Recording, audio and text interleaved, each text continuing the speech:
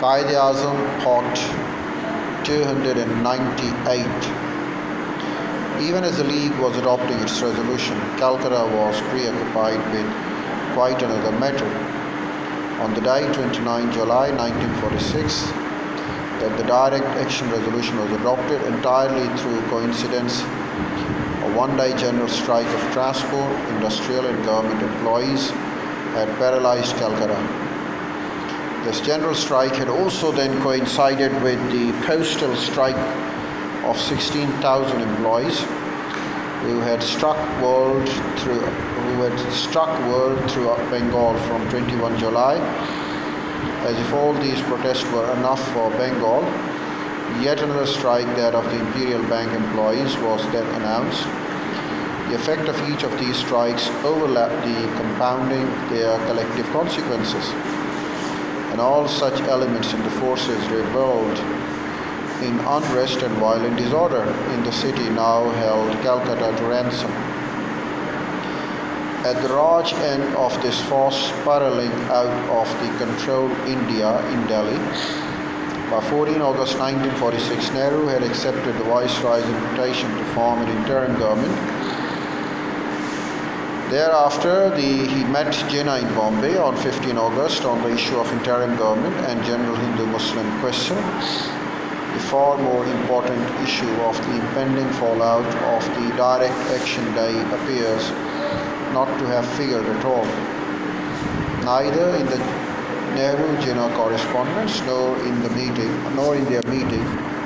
Separate events seem to have then all come together in time and collective consequence if some malevolent force was then deliberately arranging the setting for 16 August.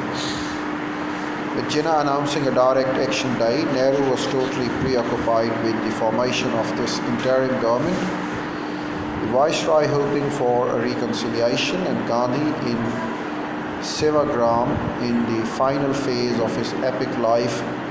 He was at last now increasingly isolated and ignored by that very Congress which he had patiently and laboriously, decade for decade and decade after decade, built from obscurity to governance.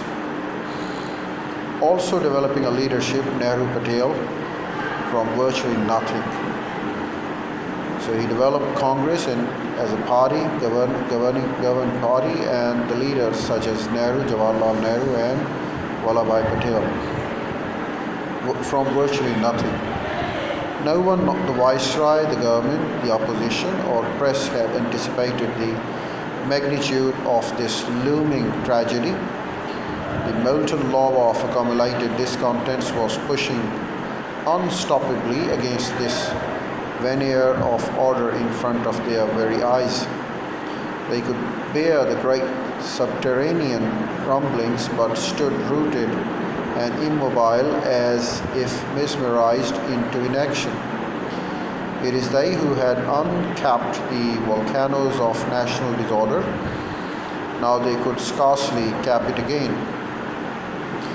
It was not the massacres alone, but the response to it of the Indian politicians, of all those who were then engaged in fighting this war of succession in India, that was so inexpressibly tragic, also so unforgivable. Nehru was too preoccupied by this idea of forming the first independent, even if interim government of India, and remained largely oblivious to these rumblings in Calcutta.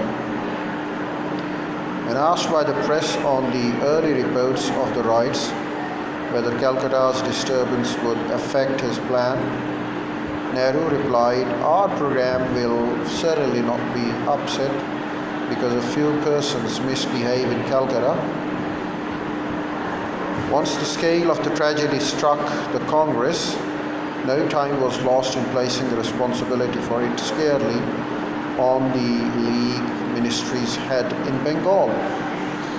This time with ample justification, though.